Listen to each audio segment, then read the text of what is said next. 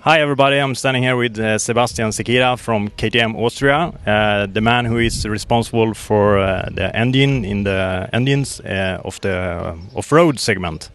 Yeah, Sebastian, could you please tell us a little bit about, for a starter, the main things about this year's engines, the changes from 2011 till now? Sure. So I think for model year 12 we made a great step in engine development as well, because we developed a brand new 350 engine, which is basically from the motocross engine, but we made many changes for enduro characteristic and performance. Then we completely redesigned the 450 and 500 engine. It got lots of lighter and smaller, more compact. We reduced some parts, so it's a mechanical simplification as well. It's more reliable, and we implemented electronic fuel injection. The 250 EXC engine got performance features from the motocross engine, and additionally as well electronic fuel injection. Okay, and all of these bikes are featured with this select. You can select different mappings. Yes. And can you please tell us a little bit about that? Sure. So every standard bike has 3 optional maps. That means it's a standard map, it's a traction map, and it's a performance map. You have a pre-selector under the seat where you can select the map you want to switch on the handlebar switch, which is available in power parts. That means this handlebar switch offers you then the standard curve, always the standard curve, and one pre-selected additional mapping.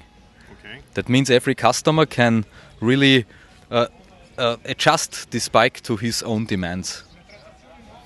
But could you please, what is the big difference between these mappings? Is it the curve of the engine, or is it? It's a lot. It's ignition, for instance, which makes a lot of influences a lot the rideability and the response. It's also the time, as how long the injector injects, and it's the amount of fuel which is injected. Okay. Sounds interesting. No, because with this feature, the power part, it's really a good feature that I could hardly recommend for everyone who's riding these bikes. But also, what is the secret about the fuel injection? I mean, actually, I know you have been working hard because every one of my colleagues from all over the world has been kind of speaking very positive about this fuel injection system. I mean, you should be really happy about it. Yes, we are. So our carbureted bike worked pretty well, really nice.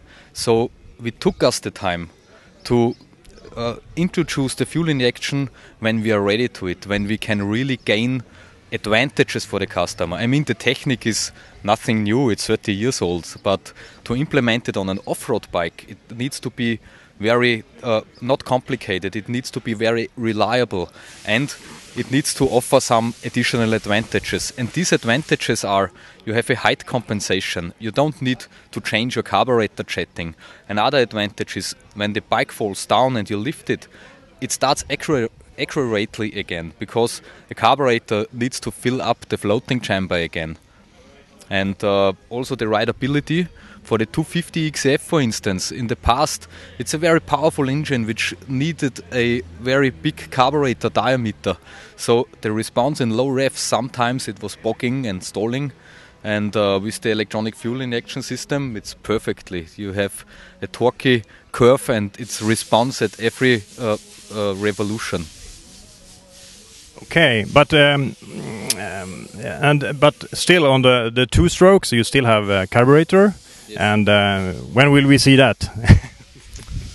We will see, but I can tell you we are working on a direct injected 2-stroke system, which runs pretty well from the mechanical side on the test bench.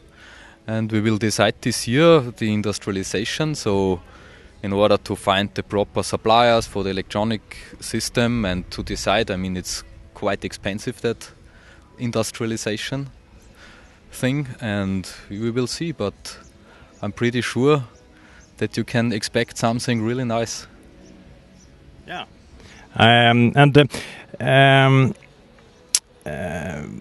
I would love to speak a little bit more about the 350 that we can see here, because as you maybe remember, last year we had the new SX, the motocross 350, and now we have this as an enduro bike. And what is how much is the same, or what is different between the two? So the models? engine concept is completely the same, but we had to change some parts for the enduro tractable power characteristic.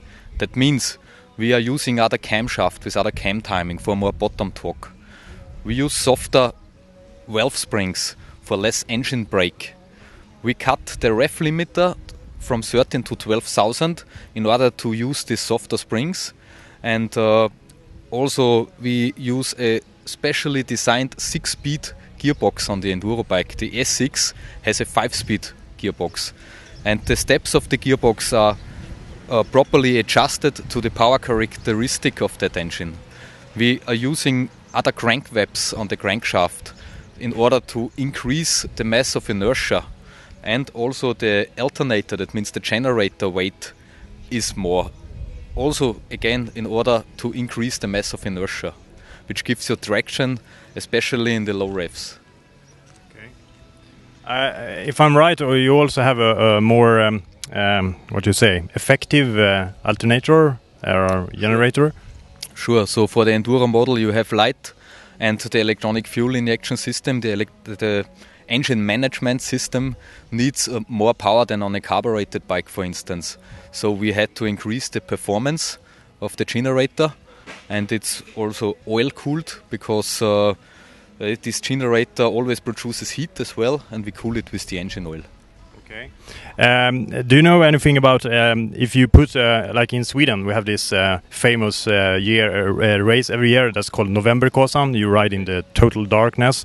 Is it how much amount of energy is left for extra things like an helmet lamp or something like that? So I don't exactly need or know the need of your helmet lamps and so on, but I can tell you that this alternator was increased from 140 watt to 196 watt, and also the battery loading is much better, much more accurate, much faster, so it will for sure also help you for this race. Okay, yeah, that sounds good. Okay, thank you, Sebastian.